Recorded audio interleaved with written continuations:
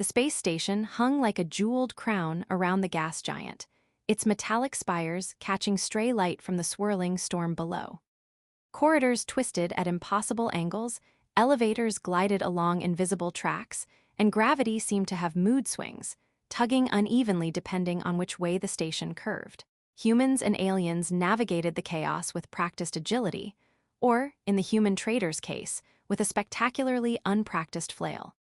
He bumped into a hovering luggage drone, sending a stack of translucent crates spinning into the air, and muttered something about quantum insurance policies while trying not to trip over his own boots. That's when he saw her.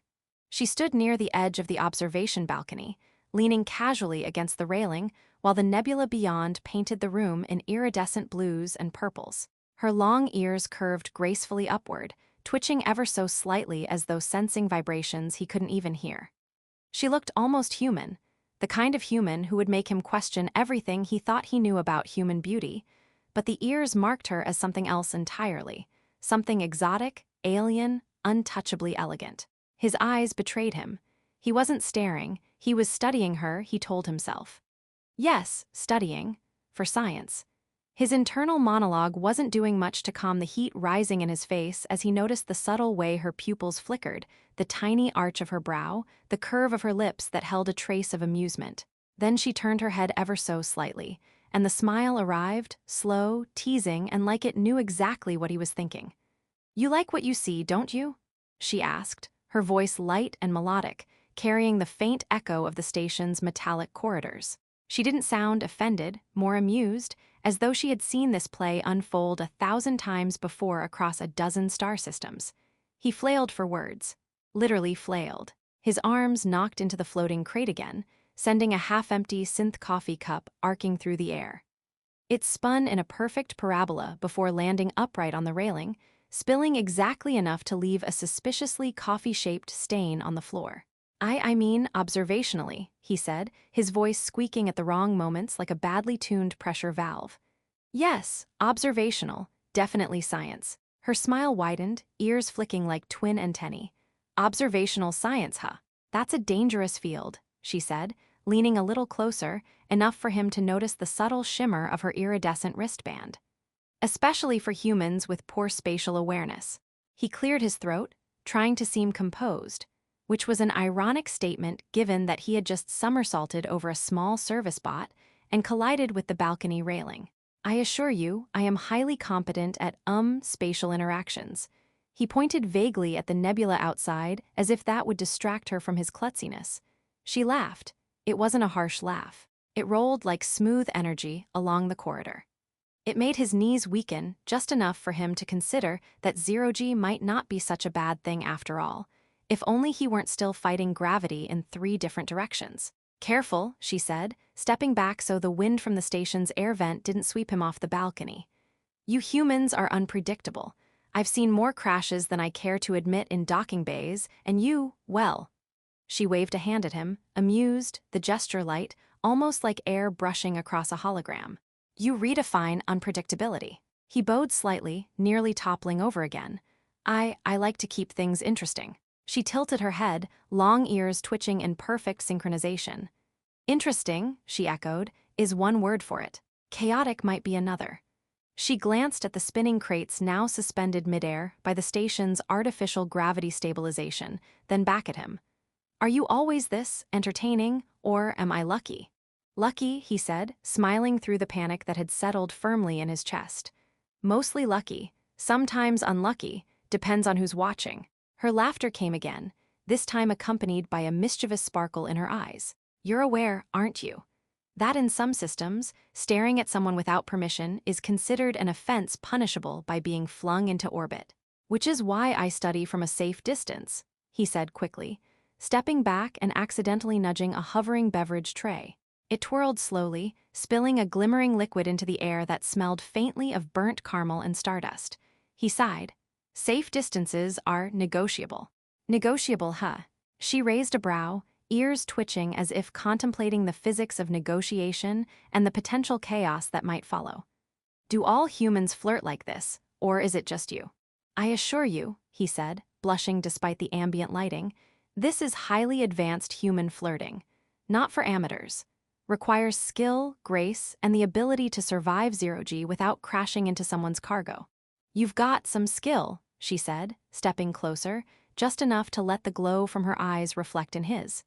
But maybe next time, try not to invent new ways of creating space hazards. It can be dangerous for other traders. He nodded, trying not to think about how his heartbeat had decided to audition for the station's gravity generator. Noted, safety first, science second, flirting, experimental. Her grin widened. Experimental, huh? I like humans who experiment, though some experiments are more entertaining than effective. He managed a weak chuckle. I aim for both, entertaining and effective, preferably effective before entertaining. You'll need to work on the sequence, she said, stepping back to survey the nebula. It's a delicate balance, like navigating asteroid fields or remembering where you left your gravity boots in zero-G, but don't worry, I'll give pointers. Pointers understood, he said, nodding furiously. Always open to guidance from advanced alien species. She tilted her head again, ears flicking like twin signals. Advanced maybe. Slightly amused by human disaster potential, definitely. He swallowed, trying to play it cool, and for a moment, just a moment, gravity seemed to cooperate with him, holding his feet firmly as if encouraging him to survive this encounter with grace. Or at least survive without face-planting again. You'll need practice, she said softly, voice lowering just enough to be intimate without being intrusive. But I think you might enjoy it, the practice, I mean. He stammered, blinking at her, the swirling nebula behind her reflecting in his eyes like a cosmic mirror. I think you might be right. Her laugh returned, gentle but teasing, carrying in the artificial wind of the observation deck. And he realized that maybe surviving zero-G, navigating alien stations, and dodging floating crates was a small price to pay for moments like this. For someone like her, whose ears twitched when amused and whose smile could make chaos seem like a dance. And so the human trader, awkward, flustered, and entirely fascinated, realized he had just stepped into an experiment far more dangerous and thrilling than any star system anomaly. The unpredictable, magnetic, slightly terrifying gravity of an alien woman's attention. He braced himself for what would come next, secretly hoping he could keep his dignity, even if his limbs weren't quite as cooperative. The zero-gravity training deck smelled faintly of ozone and recycled coffee, a combination that made the human trader wonder whether he was about to become a pioneer in interstellar fitness or merely the universe's next cautionary tale. He floated in the center of the chamber, arms flailing in a vaguely circular pattern, trying desperately to keep balance while simultaneously looking competent. Around him, the alien woman watched, long ears twitching like twin sensors, and a subtle grin curved her lips as she sipped from a small translucent flask that shimmered with liquid colors he couldn't begin to name. You know, she said, her voice playful but carrying the weight of experience, you humans make this look much harder than it is. She drifted toward him effortlessly, moving with the fluidity of someone accustomed to zero-G, her body twisting and spinning without a hint of effort. It's mostly about letting go, and maybe a touch of confidence. I've got confidence, he said, puffing out his chest slightly, which caused him to spin uncontrollably and bump a wall panel with his shoulder. Just nuanced confidence, expert level. Her laugh rolled through the chamber, warm and musical, and it made his ears, or the parts of him he could still consider dignified, flush. Expert level? Oh, I'd love to see that in action. She held out a hand, hovering just out of his reach, as if daring him to attempt something more than flailing. He tried to grab it, which turned into a slow-motion ballet of limbs and wobbling torso. His hand grazed hers briefly, and the connection sent a jolt of shock, purely scientific, of course, through him. Ah, that's science, he declared, though the flush creeping up his neck suggested that it might be more than that. Science, sure, she said, letting her fingers brush his again before spinning away effortlessly. A very experimental branch, I'd say, human subject level experimental. He tried to follow, twisting his body to mirror her movements, but only succeeded in spinning like a confused satellite. One of his boots caught a hovering practice sphere, sending it spiraling toward the far wall, where it bounced harmlessly, but emitted a series of alarm noises that made him jump. Ah, protocol violation, I mean totally intended, all under control. She laughed, floating down to catch the sphere midair with a single, elegant hand. "You're a hazard," she said, twirling the object with effortless precision. "But I admit, it's entertaining." She floated closer again, and he realized that no matter how awkward he felt, there was something magnetic about being near her. Something that made even his worst mistakes feel like part of a performance. "Entertaining?" he asked cautiously. "I strive to entertain. I have a professional obligation." Her ears twitched and she tilted her head. "Professional obligation. I like that. Most humans would just call it nervous incompetence." She winked, and the small gesture sent a ripple of butterflies, or what approximated butterflies in zero-G, through his stomach. He tried to make a witty retort, only for the words to come out as, "Well, you know, incompetence can be charming." His tone cracked somewhere in the middle, betraying him completely. She laughed again, a sound that somehow filled the entire chamber without the aid of speakers or amplifiers. "Charming," she repeated, floating above him like an elegant predator studying a slightly panicked but promising prey. "Maybe, but there's a learning curve, and I do enjoy teaching." "Teaching." The word made him pause mid-spin, heart hammering faster than the thrusters on a cargo freighter during a meteor storm. "Teaching, huh? That's very generous of you." "Generous, yes," she said, hovering close enough that the faint warmth of her presence brushed his consciousness, but also highly strategic. Observation first, correction second, and amusement always included. She tapped a finger to her temple, ears flicking knowingly. "That last part seems to be where you excel, by the way." He groaned, half in embarrassment, half in exhilaration. I am highly specialized in amusement. Scientific amusement. Totally scientific." "Scientific amusement," she echoed, clearly savoring the sound of the phrase. "Good, that will be useful. I expect to see measurable results, preferably without catastrophic accidents." He nodded vigorously, which caused him to bump into a holographic display, spinning it so the map of nearby star systems rotated wildly. "All under control, totally measurable. Catastrophic incidents, minimized." "Minimized, not eliminated," she corrected with a playful tilt of her head, ears flicking. "Small difference, big consequences. You'll learn the nuances of zero-G survival soon enough. And maybe how to flirt without endangering yourself or the station's sensors." He paused, blinking. "Flirt, that's an optional module, right?" "Highly recommended," she said, floating backward and gesturing for him to follow. "Optional for humans who want to stay alive and keep their dignity." He tried to follow, misjudging the thrust from his boots and ending up spinning sideways. His flailing hands accidentally activated one of the deck's practice drones, which zoomed past him like a miniature comet. "Ah, that's just testing responsiveness. Totally planned." Her laughter filled the chamber again, echoing off the metallic walls and making him forget how awkward he felt. She darted past him, easily controlling her trajectory, and tugged gently at one of his hands to steady him. The contact was brief but grounding, a tether in the chaos of zero-G. "You're improving," she said, letting go and hovering above him again. "Not gracefully, but improvement nonetheless. That counts for something." "Improvement is relative," he said, breathless, grateful for the pause and the spinning, especially when compared to absolute human disaster potential. "Exactly," she said, twirling in the air and laughing again. "You humans are unpredictable, dangerous, and yet somehow endearing.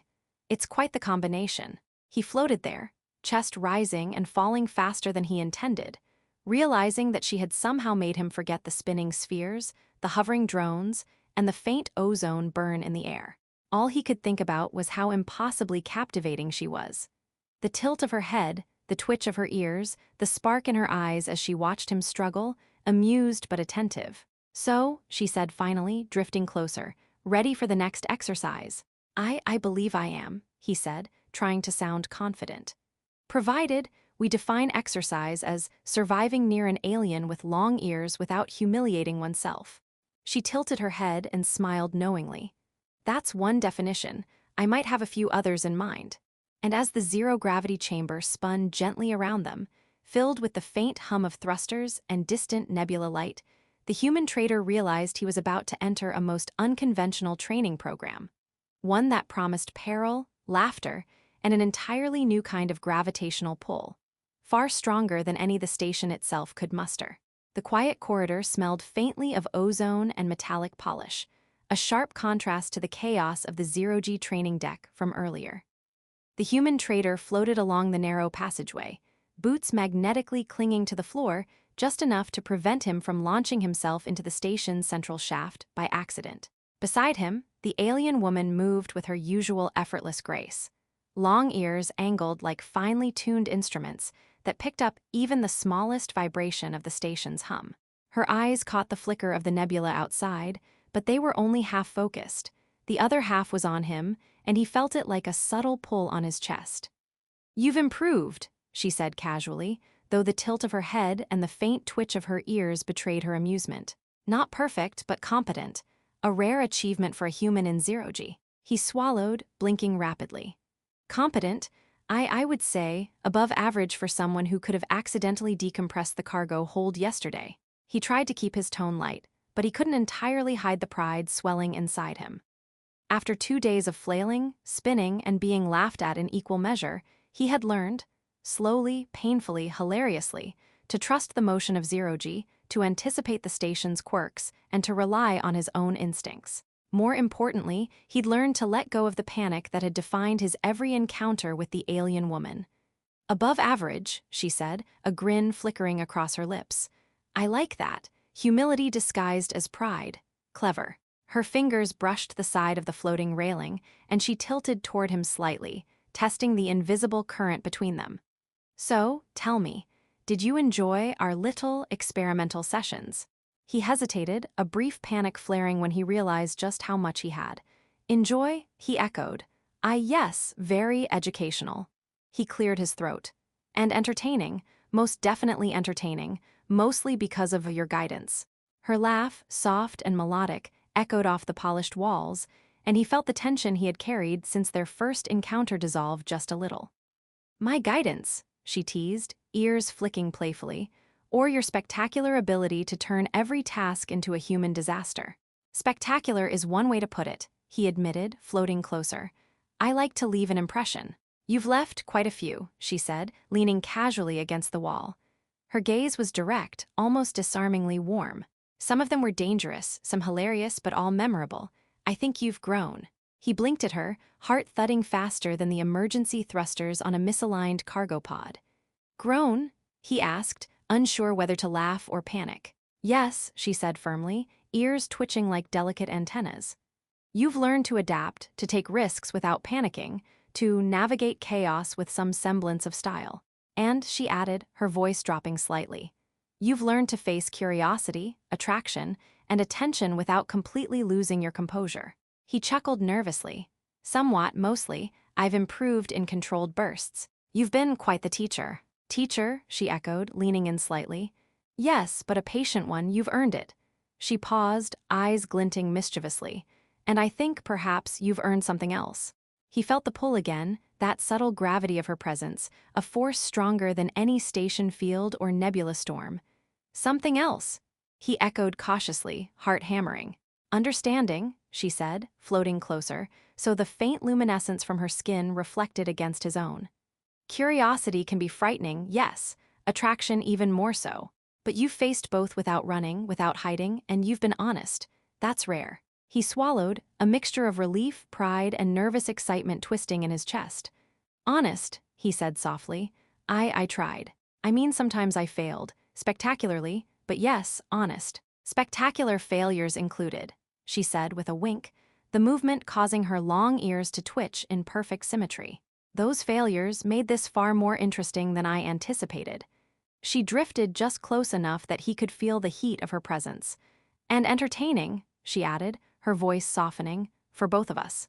He tried to formulate a reply, but words failed him. Instead, he offered a weak, self-deprecating grin, which she laughed at, softly, kindly, and not cruelly. It was the laughter that told him he was safe here, that his awkwardness had become a bridge rather than a barrier. "You've changed," she said, voice low, almost intimate, from someone who panicked at floating crates and spinning drones to someone who can handle zero-G, chaos, and curiosity. "And maybe even me." He blinked, unsure how to respond. He could feel the truth in her words. He had changed. He had learned to trust, to observe without obsession, to laugh at himself while still striving to improve. He had grown more than he had realized. not just in skill but in confidence, in patience, in the willingness to explore unfamiliar territory. Physical, intellectual, and emotional. "So," he said finally, voice steadier than he expected, "does that mean we're officially done with training?" His awkward phrasing made her ears twitch, and she laughed again, a sound that made his chest tighten pleasantly. "Done?" she asked, amusement dancing in her eyes. "I think we're only beginning. But yes, the sessions are officially completed, with distinction." "Distinction," he echoed, his lips twitching into a grin. I'll take it."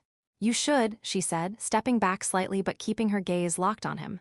"You've earned it, and maybe," she added softly, "earned a bit of reward too." He froze, heart thundering, trying to calculate the probability of a reward that didn't involve space law violations. "Reward?" he said, voice cracking slightly. "Yes," she said simply, a playful curve on her lips. "Acknowledgement, admiration, maybe a bit of curiosity satisfied. You've navigated the hazards, survived the lessons, and discovered more about yourself than you realized." He floated there, stunned. The chaos, the flailing, the coffee spills, the zero-G disasters, all of it had led to this moment. And in the warmth of her gaze, he realized that he had grown not just in skill, but in courage, patience, and the willingness to embrace the unknown. "Then," he said finally, trying to steady his voice, I suppose I should thank you. For everything. The lessons, the entertainment, he trailed off, aware that words were failing him, and that perhaps they didn't need to be exact. She smiled, ears flicking, and placed a gentle hand on the railing beside him, closing the distance just enough to make the air between them feel charged. "You're welcome," she said softly. "And don't worry, I think we both enjoyed the process, perhaps even more than we expected." He nodded, a laugh escaping him, a full, genuine laugh that mingled relief, triumph, and delight. I think you're right." The nebula outside shifted in its endless dance of color and light, casting their reflections across the polished walls of the corridor. They floated side by side for a moment, two figures from different worlds, connected by curiosity, attraction, and the laughter that had bridged the gap between human clumsiness and alien grace. "Ready for the next adventure?" she asked, her tone teasing but with a subtle note of sincerity. "I think I am," he said, smiling wider than he had thought possible, heart steady and mind alert, ready to face whatever came next. And so, amid the soft hum of the station, the glowing nebula light, and the